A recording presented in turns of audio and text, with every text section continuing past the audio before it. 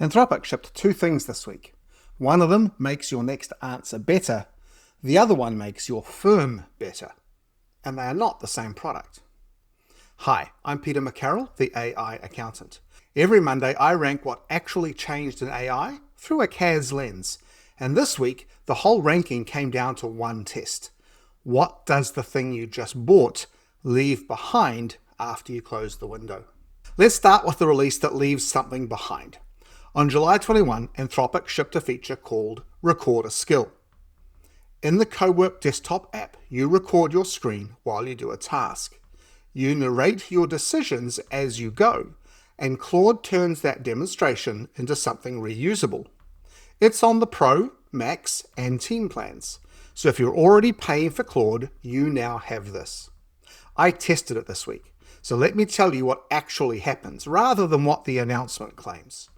I recorded almost 6 minutes of browser work, verifying data out of a Google spreadsheet into web-based tax software, using browser control only. 3 things came out of it that are worth reporting to you. First, it finished.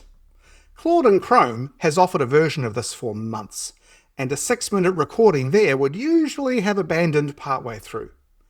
Completing the session is a real improvement rather than just a marketing announcement.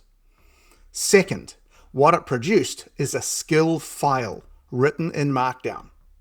Detailed technical steps, the calls to make through each connection, the exact sites to visit, the actions to complete. And because it's a markdown file, you can change it and share it. You can ask the model to revise it, or you can open the file and edit the wording yourself. Now here's why that matters more than it sounds. A recording you can only replay is a black box.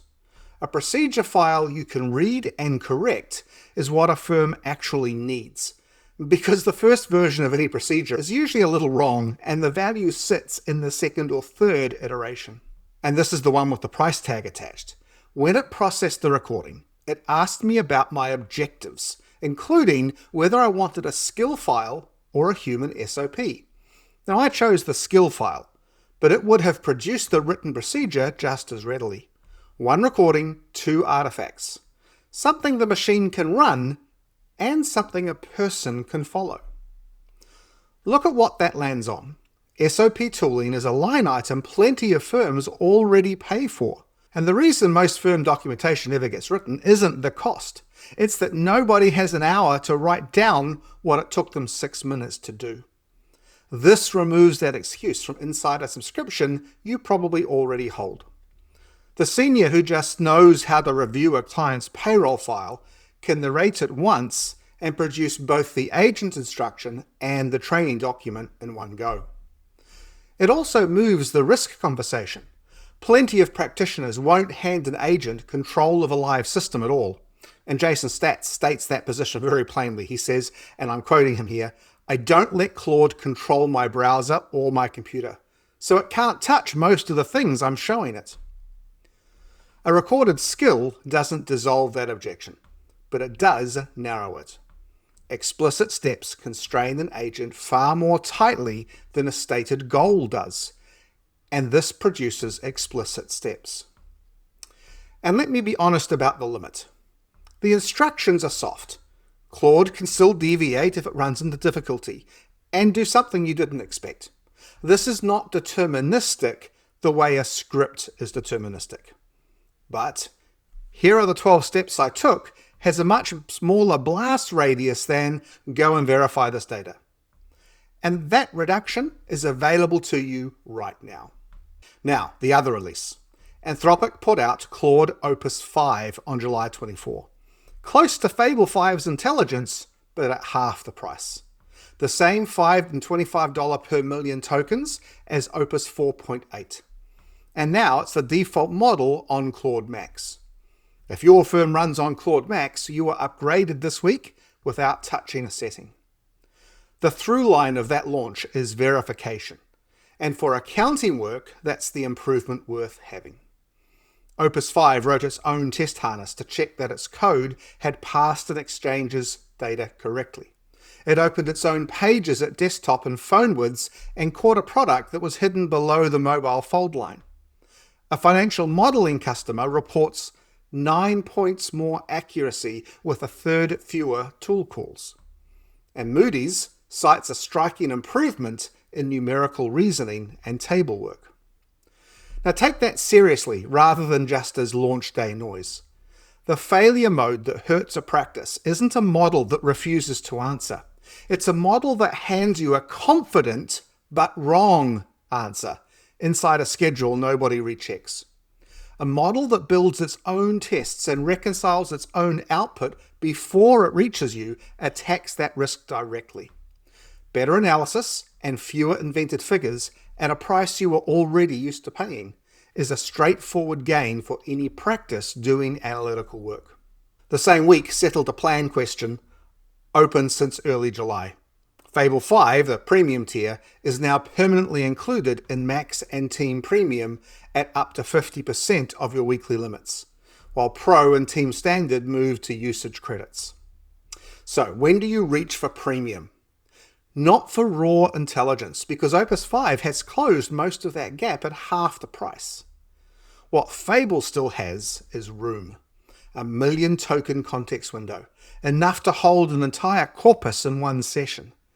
So the buying question isn't which model is smarter, it's whether the task needs everything in one pass.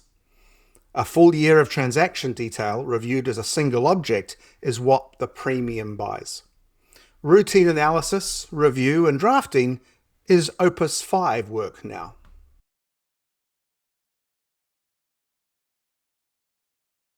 And here's the caution, which is the week's thread rather than a knock on the model. What Opus 5 does is self-correction, not self-learning. And for a practice, that difference is the whole ballgame.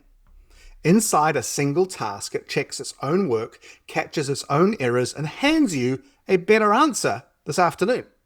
But those corrections live and die with that session. Nothing it caught today carries into tomorrow. So the same mistake on the same client file next month get caught again from scratch. Or maybe it doesn't. Set the two Anthropic releases side by side, and the contrast is the point.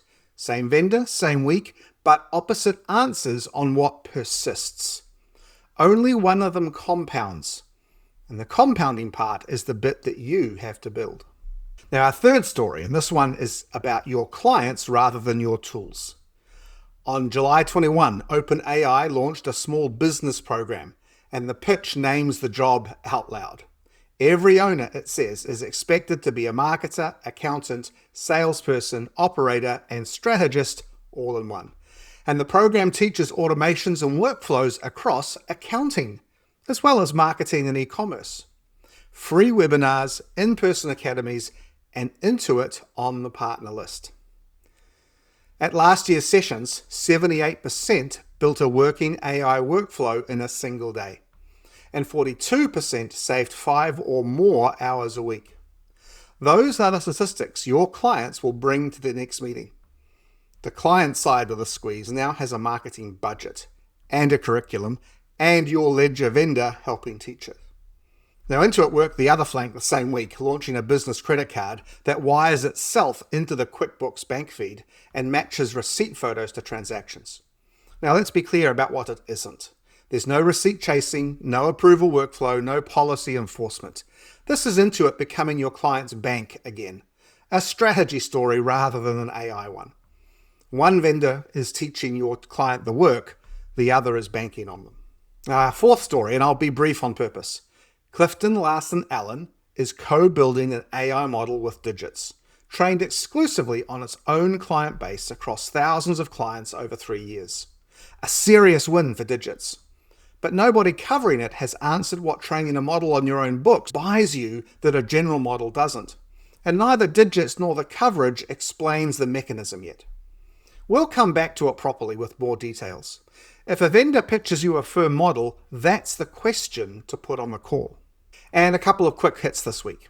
In an internal evaluation with safety refusals turned down, OpenAI models chained a sandbox 0-day fault into remote code execution on Hugging Face's production servers to steal a benchmark's answer key.